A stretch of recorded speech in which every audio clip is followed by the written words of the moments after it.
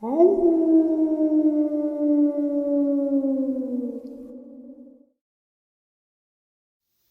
greetings and salutations, everyone. I do hope everyone is still doing well, and welcome to this night ending bonus upload. Before we jump into it, a couple quick links. As many of you know, I rely on Patreon, PayPal, channel membership, and the merch to help the channel to continue to grow and go. Links to Patreon, PayPal, and channel membership is in the description below. Merch is displayed directly under the video. Also, Dogman, Frightening Encounters, Volume 1 through 3, the audiobook versions. They were written and researched by Tom Lyons, narrated and produced by me, Jeff Nadolny. Those audiobooks are available on Audible, Amazon, and iTunes, links to which are also in the description as well. And finally, last but definitely not least, if you'd really like to help support this channel to continue to grow and go, simply subscribe. It does not cost a cent. Click that like button, takes half a second. If you don't want to miss out on any of the informative uploads that I put out daily, click the bell icon, and folks, please leave a comment and share the video. Why? Well, because all of these things really do help this channel to continue to grow and go. They definitely do matter, and they are appreciated. And with that, I have taken far too much of your time. Let's jump in to this night-ending bonus upload, shall we? First encounter. Back in 1987, a friend of my family named Win came over to say hello and chew the fat. Win has what is known in these parts as a camp, a small bungalow-type home built on stilts, right on the edge of what is known as Devil's Swamp. This swamp has a bad reputation for hundreds of years, reported by many as a hot spot for the strange and otherwise paranormal, everything from UFOs, strange lights, and cryptid. So the two of us were drinking some beer and smoking when Wynn started to tell me about what he called a situation that had developed around his camp. He began speaking about strange lights appearing dancing around in the woods at night, and seeing what he believed was a swamp monster wandering around in the marsh and now coming close to his camp, and even reportedly looking through his windows at night. Now I could tell that this was getting under his skin and was likely the main reason for him coming to visit with me on this day. So I began to ask him if what he was seeing was a Bigfoot, which, believe it or not, he had very little knowledge about this creature and its appearance. When I was done describing it to him, he said he did not know what he was seeing, but it was large and hairy and seemed bold as a gator, as he put it, not afraid of him or anything else. We both knew whatever could survive in the swamp had to be able to fight, so we agreed. I asked if there was anything I could do to help him, knowing him personally and realizing how troubled he was about the situation. Knowing that this camp meant the world to him and his family, he said that he would like to get to the bottom of what was going on out there and to see if we could not convince this creature not to show its ugly face at his camp anymore. To which I agreed to be of assistance. A couple weeks later, he and I had set out in my boat with a pyro lashed to it, a small flat-bottom boat in these parts, and made our way down to the camp. We use a pyro, as we call them, to navigate the shallow, flooded marsh in the woods. As God is my witness, I have no idea why anyone would construct a camp in Devil's Swamp. But he was not alone. Others have done so throughout the years, but not many. Some other camps exist only as a rubbled heap collapsing into the water or destroyed by storms over the years, having never been repaired. I am telling you that just coming into the area in a boat, the hairs on my arms were standing on end, and it felt like there was a charge in the air, something that I had not felt before entering this zone, if you will. I was on high alert right from the get-go, loaded from bear with my shotgun and magnum if the need arose, wondering what good they would be if this came down to some supernatural showdown of sorts. But we would find out. The entire bayou area is chock full of danger. Everything from quick mud to poisonous snakes, spiders, and gators, all of which can take you out in a heartbeat, so you must be damn careful at any moment. The minute you let your guard down is the minute it will take your life. Wynn was talking about hearing loud hissing sounds before the appearance of this creature and seeing what he described as fireballs moving through the canopy, which he said were actual balls of burning flames, something he could by no means explain. I knew Winston well enough to understand that he was a reliable, self-sufficient man with great integrity. He wouldn't lie. If he were to ask you for help, he needed your assistance. Otherwise, he wouldn't have asked. Knowing this about him, what he is describing was no old wives' tale or a figment of his imagination. It was something that he had personally seen and experienced, and he was on edge about it. The camp was a bare-bones shack with 3 windows and a door, in good repair and well built for what it was.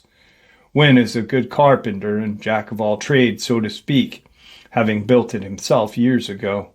A lot of time was left in the day, so we got into the pyro and began paddling our way back into the swamp when Wynn said, "Do you notice anything strange?" I thought about it momentarily and said it was dead silent, to which he stated, "Exactly, my friend. This place used to be alive with birds and life, until last year when I first saw this thing. Now it is as if everything had been scared off, including me." That was the first time I had heard him say that he was scared. A very unusual statement for Wynn to make, being a strong man himself, and that is when the sound started. I was already hearing it when Wynn asked me to listen. It was the sound that he had been speaking of, like a static discharge from some high-powered electrical device, which had no place in this swamp. It was getting louder as we slowly moved forward, reaching a point where it felt like it was surrounding us, yet nothing could be seen. At that point, every hair on our bodies were on end, and I felt the hair under my hat standing on end as well. We were sitting in this little boat, our eyes looking in every direction, listening to the sound, when suddenly there was a flash of golden light in the trees to our south. And Wynn said, "There it is, the fireball that I told you about." He stated it seems to happen on command, like it knows when I'm here. This ball of what did appear to be fire seemed to be growing larger when I realized that it appeared that way because it was coming towards us as we began to turn about and paddle away. Looking at this ball of fire, I could see the licks of flame dancing around it, and yet there was no smoke. It was not being consumed, and definitely of supernatural origin, the likes of which I had never seen before. Now, understanding why Wynn is beside himself, it seemed to be tracking us at a distance, and then I turned, and it was gone, which is when Wynn said that is this when it happens every time he sees the creature, and sometimes there is more than one moving in different directions. Words cannot adequately express how I felt at that very moment. Somewhere between entirely helpless and just plain scared. And I am not one to be either. We returned to camp and sat inside discussing what had happened, as I was left scratching my head, not knowing what we or anyone could do given the situation. And we were not even dealing with this reported creature at this point. Darkness began to set in quickly, and Wynn started getting a little edgy and nervous, telling me how glad he was that I had agreed to accompany him. I could not even imagine being here alone given the circumstances, and that we had already experienced during daylight hours. It was now 9 o'clock when the scream emanated from the swamp, sounding like some hellish banshee, the sheer force of which cannot be put into words. I have lived, fished, hunted gators, captured poisonous snakes, and everything else you can imagine in these parts my entire life. I knew and had heard everything that lives and breathes, and I had never heard anything like this, of which I was now hearing. It would scream and then howl like a wolf repeatedly in a random fashion, and then it'd stop. About an hour had gone by, both of our faces to the windows peering out into the darkness, with the moon now rising overhead. And we began to hear splashing, not just splashing. It sounded like something was taking steps in the swamp near the cabin. Wynn whispered the words, "It's coming." I grabbed my shotgun, and Wynn took the pistol as I began to wonder what exactly we had gotten ourselves into. With no place to run and nowhere to hide from whatever this was, I opened the door, stepping out onto a small elevated porch with Wynn following. The two of us, with our headlamps shining into the darkness, the splashing stopped, seemingly on cue with our coming out. If there is such a thing in life, it was so quiet that I could feel it. No sounds of water, no sounds of life. Complete and utter stillness as the two of us stood, rotating our heads and lamps, peering into the dark of the night. And then, that's when I saw it. It was gliding along the river's surface, not stepping and not seemingly walking, but gliding. No disturbance whatsoever was made upon the water as it moved. It stopped mid-river, about 40 feet in front of the camp, turned and looked directly at us.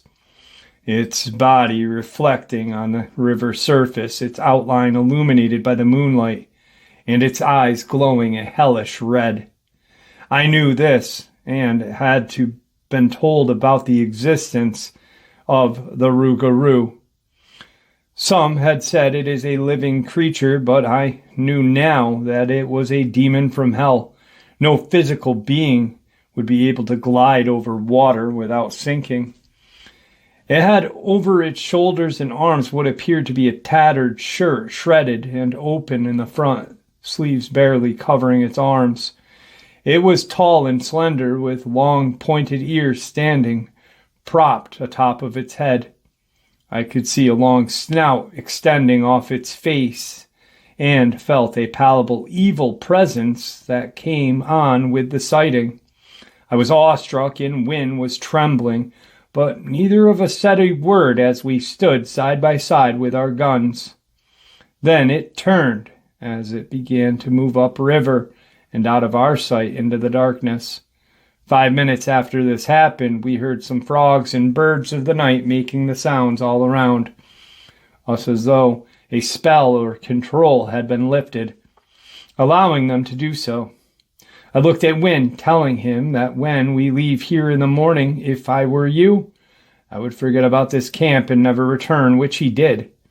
We stayed awake until daybreak, lashing the pyro back to the boat, and made our way out of there.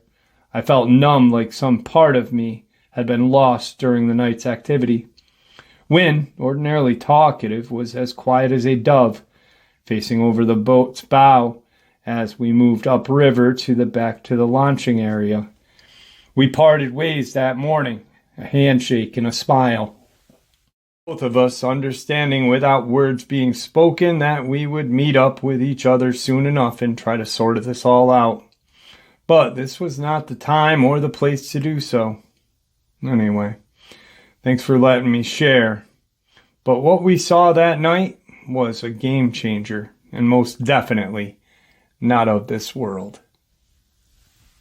So really quick, I think sometimes there's like a misunderstanding in certain cryptids or certain, whatever you want to call it, lore, whatnot.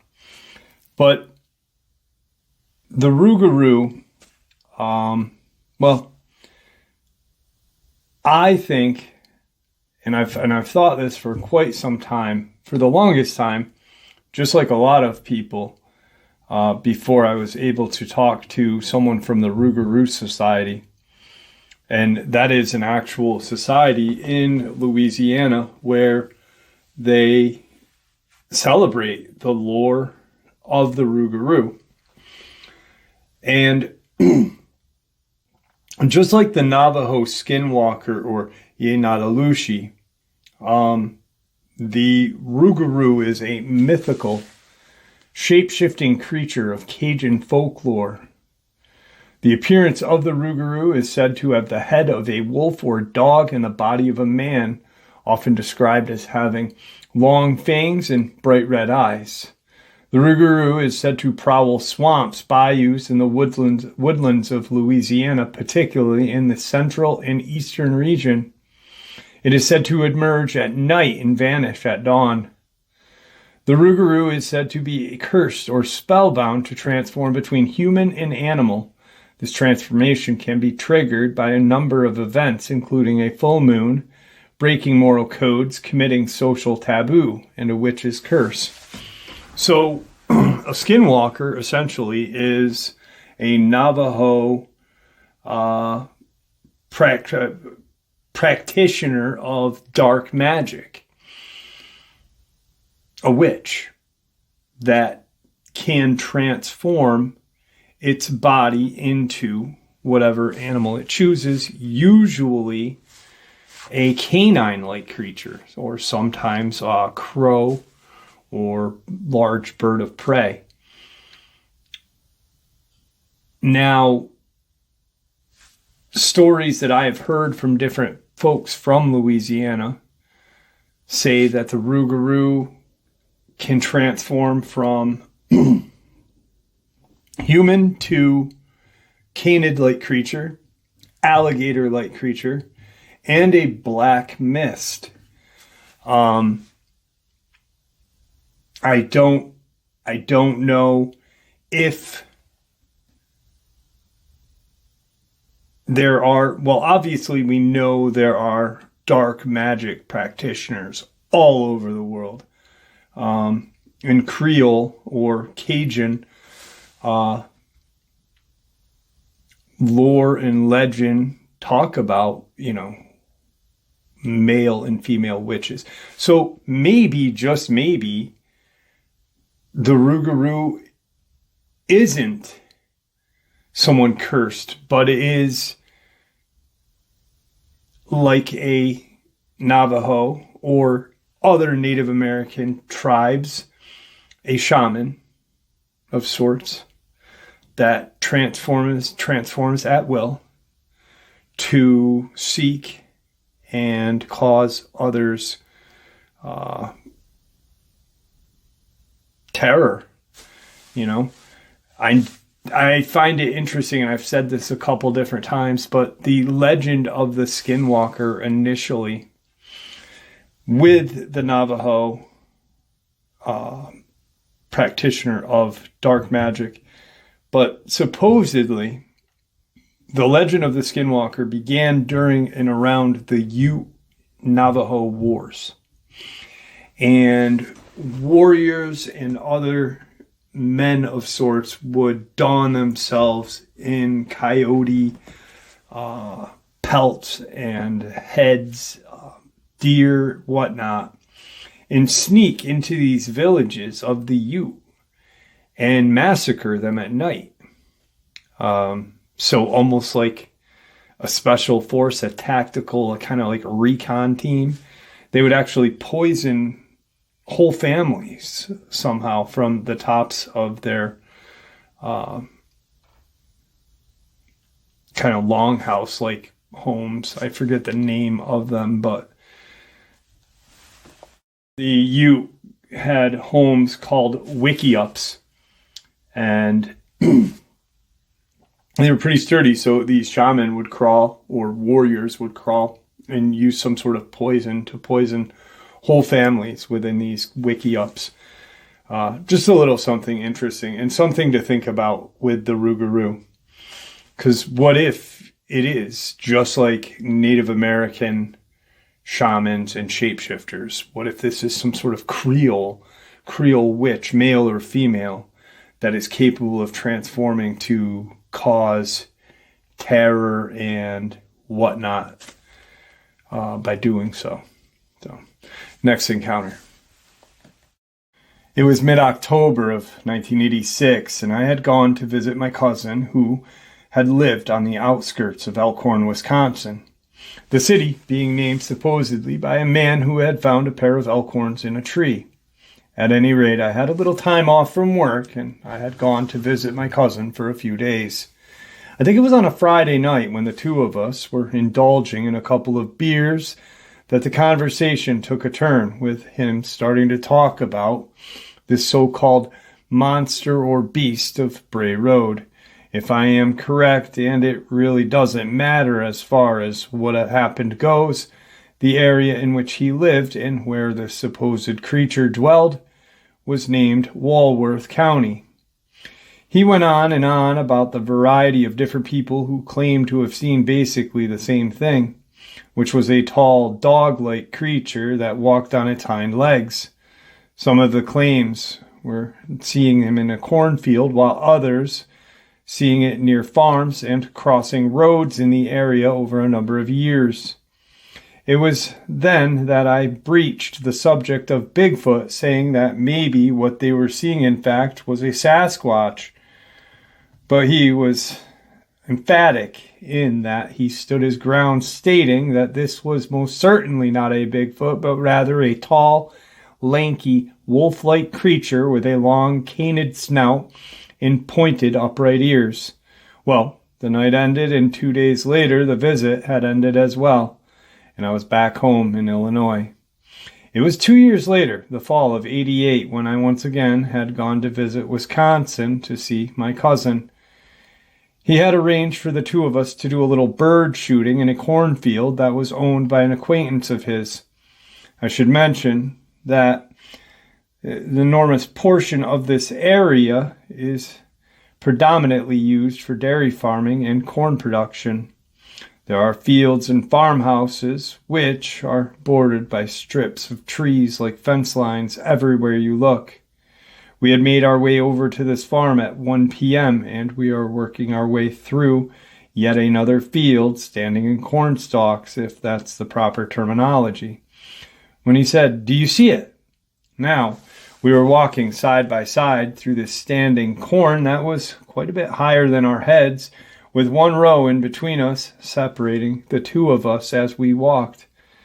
I said, "Did I see what?"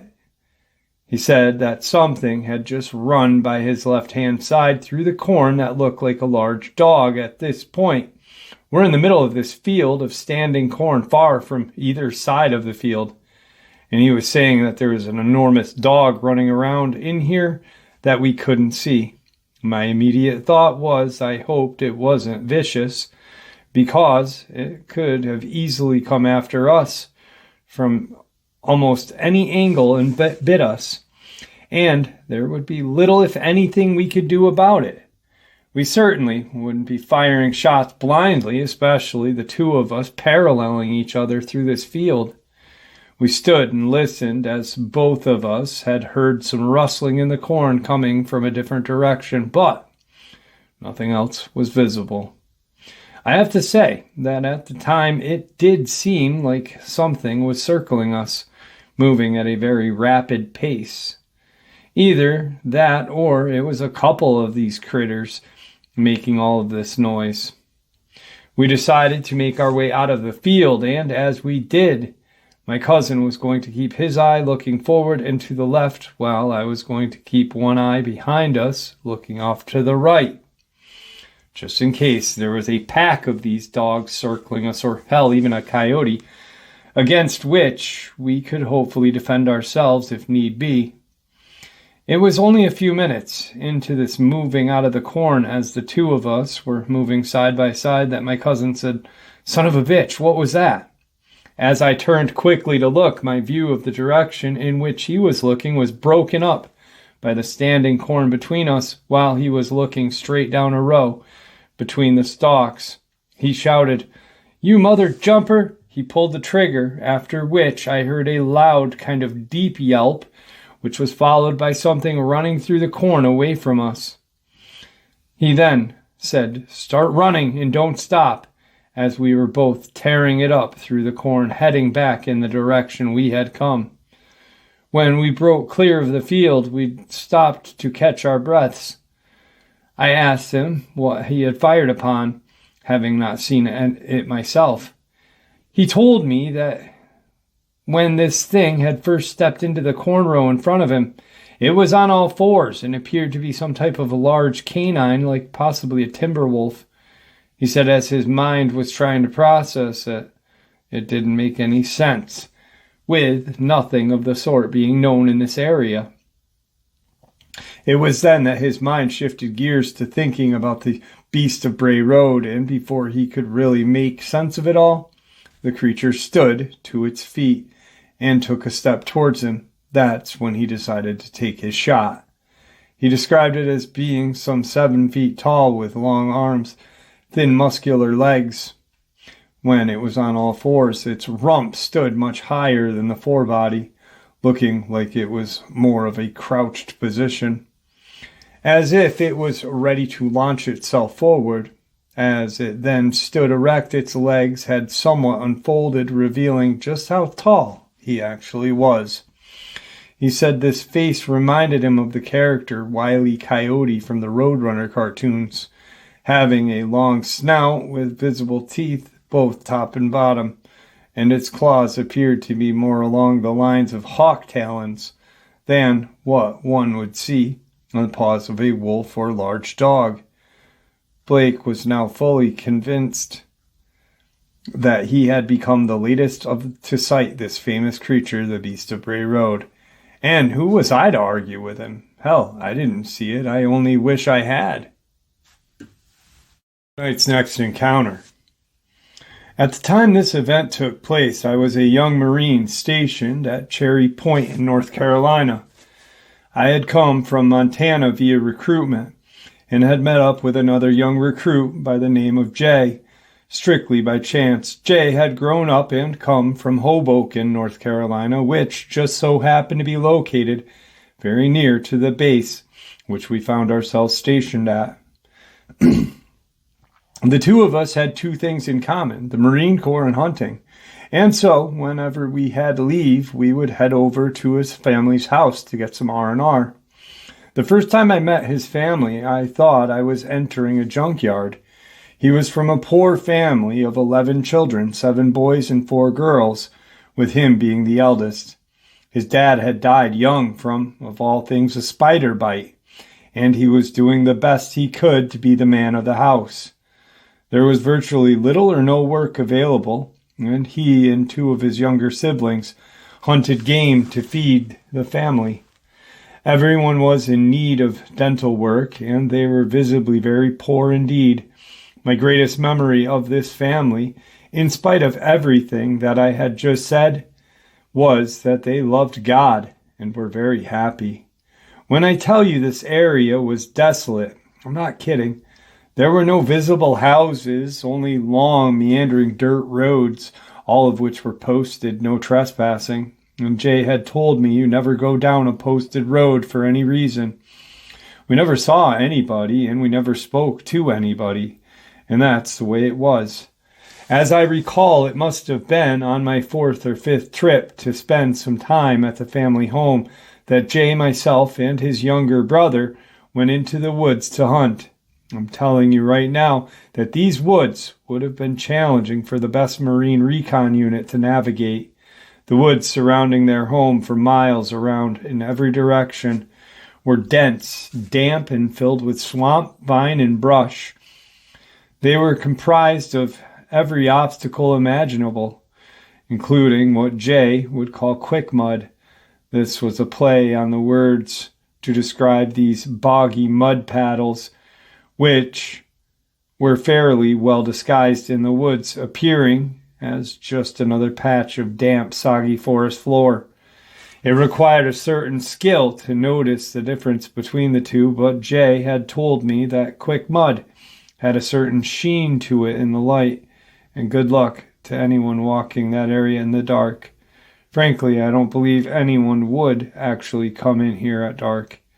There was everything from bear to fox in here, as well as snakes like you could not believe. So we had been hunting for a couple of hours when we started to hear what I would say was a wailing groan in the distance. And to be honest, it sounded like something writhing in agony, or that of a large creature, which was mortally wounded. Frankly, I couldn't stand hearing it, and Jay had said, "There goes the hunt with all that racket on." Under his direction, we started to head toward the sound. On and on it went as we drew closer and closer, with its deep cry of agony getting louder and louder as we neared the source. We had reached a point where the volume was so loud we couldn't believe we weren't seeing anything yet. I felt as though we were almost on top of whatever it was, but yet nothing was in our sight. Tree cover in here is extremely dense, and the undergrowth was predominantly about 4 to 5 feet tall between large trees.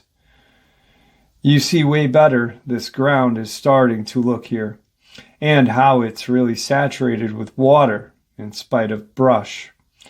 We are on the very edge of the quick mud. We can only go a little bit further, and then we would have to turn back. We were moving forward very slowly, with this wailing seemingly coming from just up ahead. When Jay was taking the lead, when suddenly he said, "Holy crap, what the hell is that?" His brother and I stepped up alongside of him, and there, sunk into the quick mud, was some type of monstrous creature flailing its arms about, up to its chest in mud and sinking. It was screaming something terrible, and the sound was almost deafening. What were we seeing was an enormous fur-covered head of what seemed like a gorilla, with huge arms swinging back and forth in the air as it screamed. It was throwing its head back and forth in the air, obviously unable to break free from the mud's hold in moments from death. It was a hard thing to watch for me. Anything in the throes of death is hard to see. It was then that Jay snapped into action. "Let's grab some of these downed trees and give it something to grab hold of." There was dead wood all over the place, and we began to toss them one after another, leading up into it and behind this agonizing beast in an effort to save it. This beast seemed to recognize what we were doing and began to grasp some of the trees, which seemed to be working. In that it had stopped sinking, the trees were acting the way a raft would made of the same in the water. We had about 20 to 30 trees virtually surrounding this beast on all three sides, and it was grasping them with its arms, trying to pull itself free from its would-be grave. We had done everything humanly possible to help this creature, and now it was up to its own physical strength and will for it to remain alive. As we were watching it struggle, Jay, in all my wildest dreams, I never thought I would actually be seeing a booger. But there it is. We watched for almost a half an hour. This creature gradually pulled free from the mud and was now lying on the logs with just its legs in the mud, appearing as though it was dead. All of the screaming and whining had stopped, and it wasn't so much as flinching a muscle to our eyes. Soaked in mud and seemingly lifeless, this creature, its body lay on some 8 trees, and they were barely able to keep it up, but keep it up they did. We then realized that it must have been resting momentarily, exhausted from the ordeal in which it found itself. It suddenly sprang to life, grasping the logs hand over hand and pulling itself free from the mud. As it did so, it began to shimmy out of the quick mud on this raft of trees, heading right towards us, and quickly, like Spider-Man on a wall, we looked at each other and started to bolt. I was faster than Jay in the core, but the way he was running was like a gazelle being chased by a lion, and we were following in kind. We must have run 2 miles without stopping when we finally did, unable to continue at a frantic pace. After maybe only 2 minutes, Jay said, "Come on, we have to keep moving." And keep moving we did, all the way back to his property, where we collapsed on the dirt. Of course, as you would expect, everyone in the house was inquisitive as to what had happened to us and the like. But the story doesn't and didn't end here.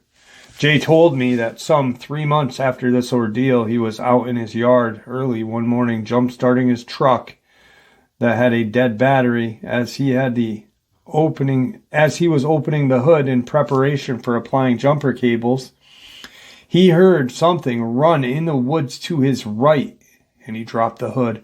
As he turned to look, being scared out of his wits, still thinking about what had occurred only months earlier, and knowing this thing was roaming the woods, his eyes was drawn downward and through the ground.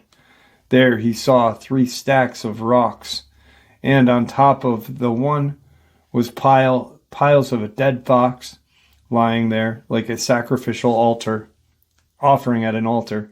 He looked at it and ran to the house, angrily questioning his family as to who had done this thing in his yard. And to a person, from the younger to older, everyone said that they had nothing to do with it. Jay said that he told everyone to stay inside as he walked outside alone. He told me that he was scratching his head in disbelief, saying to himself, "Could this be that booger?" He told me that he stood facing the woods with his hands cupped to his mouth, shouting at the top of his lungs, "Thank you." And that was the end of our experience with whatever. Bigfoot? I don't know. You tell us. So like I said in the intro, some terrifying encounters, then some files the government does not want us to be aware of. Reptilian/alien, alien/reptilian case files and crimes they have committed against humanity. Case file 1. John Carpenter has kept close track of the abduction phenomenon. He is the director of abduction research for the Mutual UFO Network, or MUFON, one of the largest and most credible organizations dedicated to scientific study of UFOs and abductions. Carpenter holds a master's degree in social work and is a highly qualified hypnotherapist who works as a psychiatric social worker in Springfield, Missouri. Since the late 80s, he has worked with more than 100 abductees and compiled information on hundreds of others. In addition, he is in contact with other researchers in the field and has been involved in 10 cases where experiences have described reptilian entities, and he is aware of researchers in other parts of the country with similar cases. Abductees often have distinct claw-like cuts and bruises on their bodies after apparent abductions. Carpenter summarized what he knows of these beings in his regular column, Abduction Notes, MUFON UFO Journal, April of 1993. Typically, these reptilian creatures are reported to be about 6 to 7 feet tall, upright, with lizard-like scales, greenish to brown in color, with claw-like 4-fingered webbed hands. Their faces are said to be a cross between a human and a snake, with a central ridge coming down from the top of the head to the snout. Adding to their serpent-like appearance are their eyes, which are vertical slits in their pupils with a golden iris. Perhaps the most frightening and most controversial part of these experiences are claims that the creature occasionally is reported to have intimate relations with abductees. Case file 2. Our haunted planet. A para-human serpent race of the past is still among us. They are probably worshipped by the builders of Stonehenge and the forgotten ridge-making cultures of South America. In some parts of the world, the serpent race successfully posed as gods and imitated the technique of superintelligence. This led to the formation of pagan religion centered around human sacrifice. The conflict, so far as man has concerned, became one of religions and races. Whole civilizations based upon worship of these false gods rose and fell in Asia, Africa, and South America. The battleground has been chosen, and the mode of conflict had already been decided upon. Human race would supply the pawns. The mode of control was complicated, as usual human beings were largely free of direct control. Each individual had to consciously commit himself to one of the opposing forces. The main battle was for what was to become known as the human soul. Once an individual had committed himself, he opened a door so that something could actually enter his body and exercise some control over his subconscious mind. The serpent people or Omega group attacked men in various ways, trying to rid the planet of him. But the superintelligence was still able to look over man. God worked out new ways of communication and control, always in conflict with the serpent people.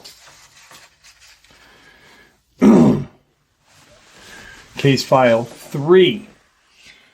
One classic Bigfoot story discussed in some detail in Mysterious America, namely the Wetzel Riverside, California sighting on the 8th of November in 1958, clearly fits the reptilian mode better than the anthropod one. Wetzel described, as you may recall, the fluorescent-eyed thing as having a protubulent mouth and the body covered with scales looking like leaves. Wetzel's thing emerged from the Santa Ana River underbrush. The connection to water is a strong theme in many of these counts, so it is not so surprising that the next puzzle comes from the lake monster file. Trekking up the west coast, the following report concerns a monster that actually looks like it had stepped out of the wardrobe room of the Blue Lagoon. Thetis Lake near Cottonwood, British Columbia, not far from Victoria, Cadborough Bay, off Victoria and Vancouver Island, and is well known for a perennial sea monster. So understandably, a new creature in the neighborhood would be grouped under the same type of facade by the press. But the Thetis monster appears to be something else altogether.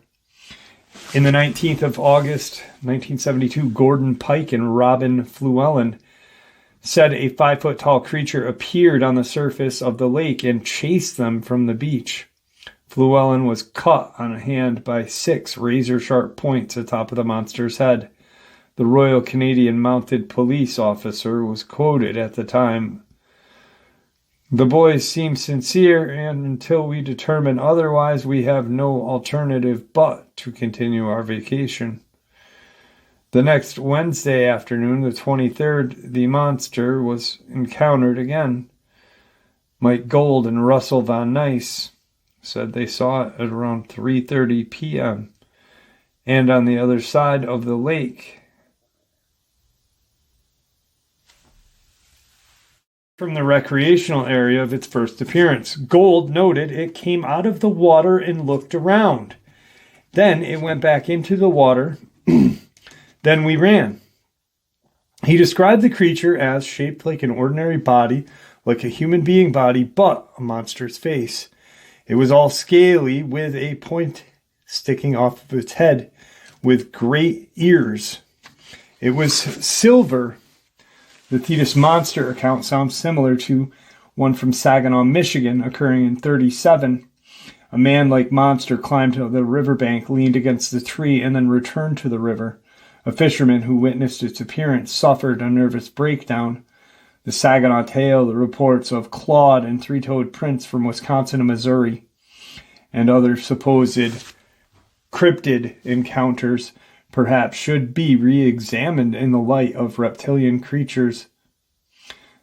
The Big Deltox Swamp, Wisconsin Flap, investigated by Ivan Sanderson in 1979, for example, has always been shelved as a Bigfoot report. But what is to be made of tracks of this creature? Footprints of a good-sized man with swim fins?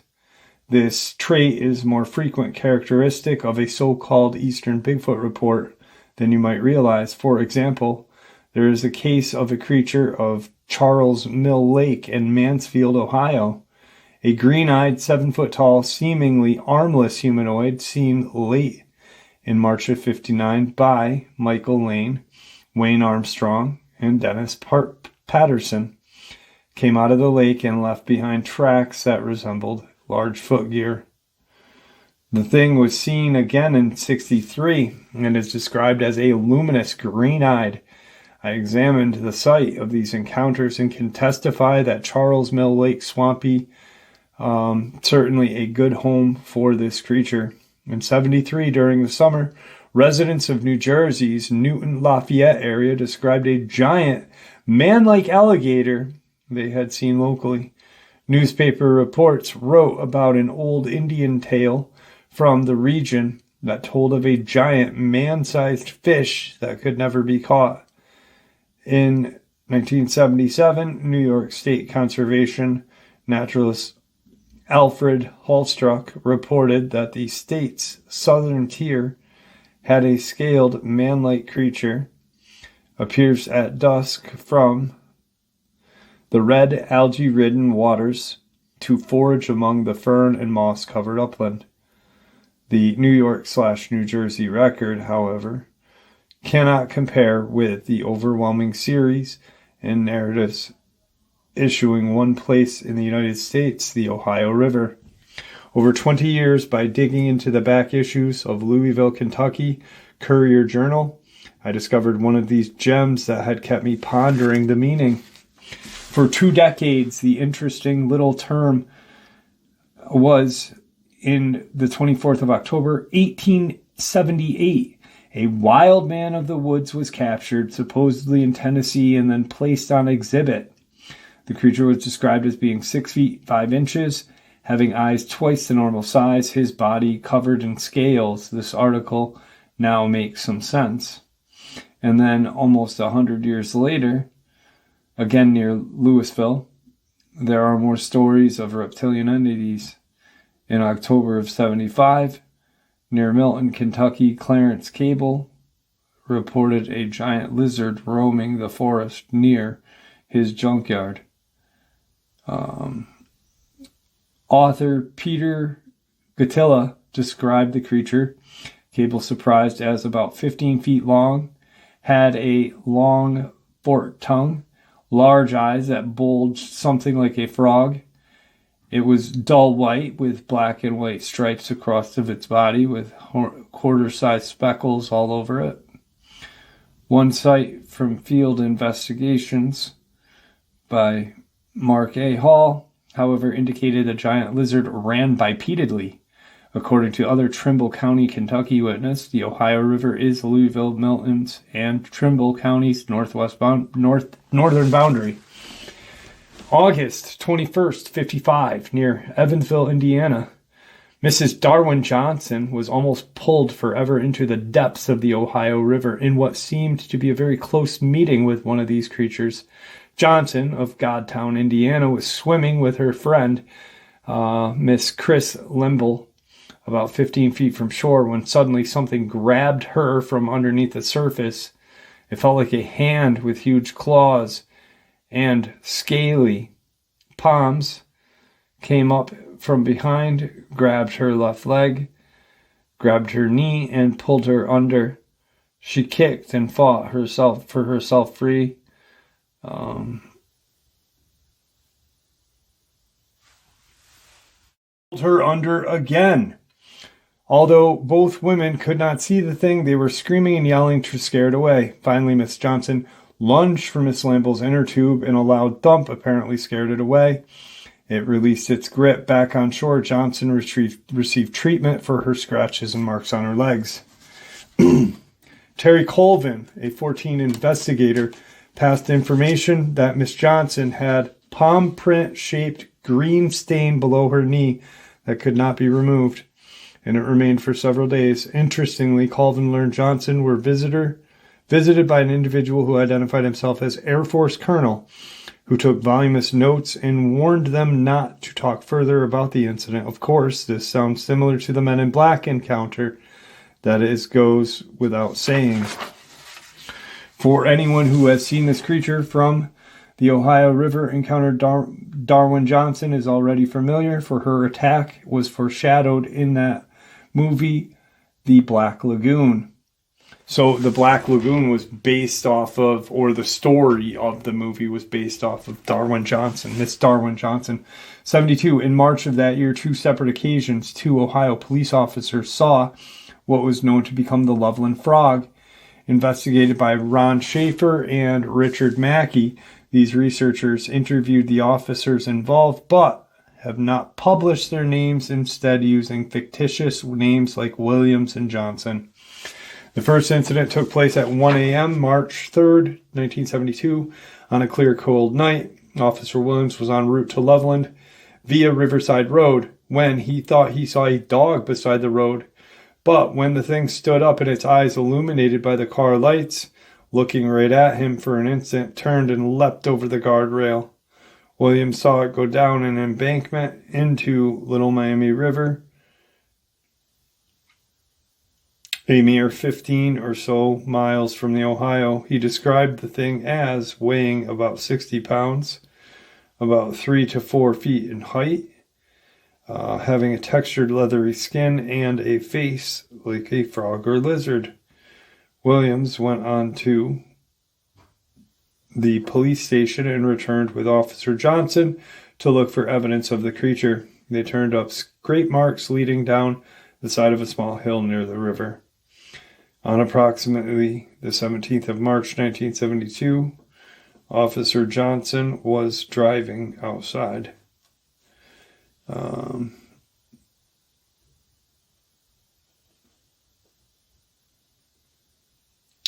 He stopped to remove what he thought was a dead critter.